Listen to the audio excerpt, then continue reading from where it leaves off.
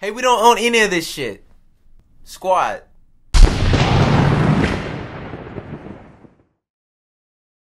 Yo, welcome to my new show, This Ain't Just for Kids. We're going to be analyzing children's cartoons and telling you why these shows ain't just for kids.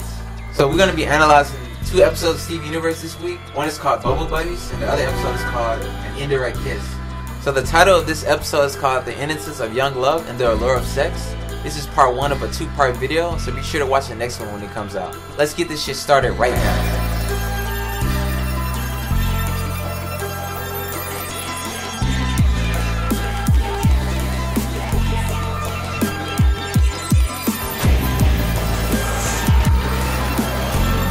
Smell a trap? Sorry. Guys, no matter what happens, don't give up!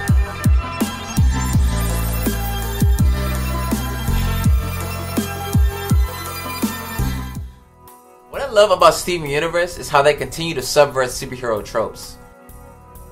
Barrier powers aren't uncommon in fiction. Think about Miss Fantastic from Fantastic Four, or Rocket from Young Justice. But you've never seen a conflict where the character activated the powers and they were unable to shut them off. That is, unless you're watching Steven Universe.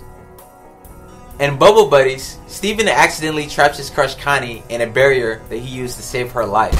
The episode follows the duo as they attempt to break themselves free from the barrier that Steven trapped them in. One of my favorite parts of the episode is when they try to break themselves free with the help of Onion and his grappling hook. Because Onion can't hear them from outside their bubble, the duo has to come up with creative ways to tell Onion to fire the grappling hook at them to break them free. Because Steven is a visual learner, he draws out the entire scene for Onion to see. And one of my favorite bits is when he draws a little sun with a smiley face on it. But Onion doesn't comprehend what Steven is trying to say, so Connie takes the simple route and just writes grappling hook on the barrier, and that's what gets the message across. This scene was excellent because it showed the differences between Steven and Connie. Steven is very energetic and very childlike, so when he drew that scene out for Onion to see, he assumed that Onion would get the idea.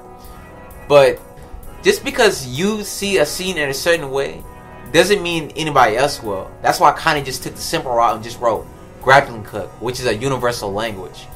But Steven, he's such a child at this point in the show. His childlike mentality makes him draw out this whole scene and overcomplicates a completely simple solution.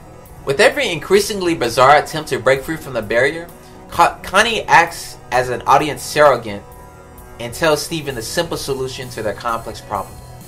Why don't we just go to the crystal gems and wait for them to break us free? But Steven, forever the optimist, continues to try to break them free in stupider and stupider ways, eventually landing them in the bottom of the ocean, taking the premise of this episode to its absolutely worst possible point. Well, as you're watching this video, you already know that things turn out alright in the end, but this episode's first half does an excellent job of comparing and contrasting Steven and Connie's personality and how they complement each other. The episode's climax at the bottom of the ocean signifies the start of their intense emotional bond and the beginning of their physical affection towards one another. As a side note, I love how Connie's voice actor goes from angry at Steven's complete ignorance of their whole situation to overwhelming warmth at Steven's good intentions at heart. The use of color and music to convey this shift of tone as Steven pulls out her bracelet was just genius. I get chills just thinking about that scene. We could be friends. I saw you at the boardwalk parade last year. You dropped your bracelet. I picked it up, but then I couldn't find you. At any rate, the couple's physical affection towards one another is continued in An Indirect Kiss. Now I can go on and on about how much stuff this episode gets right. The continued effects of Rose's death, the battles between slice and life and fantasy, the evolution of Amethyst's character. But I'm not going to get into any of that. Instead, I'm going to focus once again on Steven and Connie's relationship and how it continues to develop in this episode. As Steven tells Connie the story as to why he's feeling so glum, Connie sips on Steven's juice box. By the story's conclusion, Connie offers the juice box back to Steven, but Steven declines, and the hurt expression on Connie's face tells a story within itself.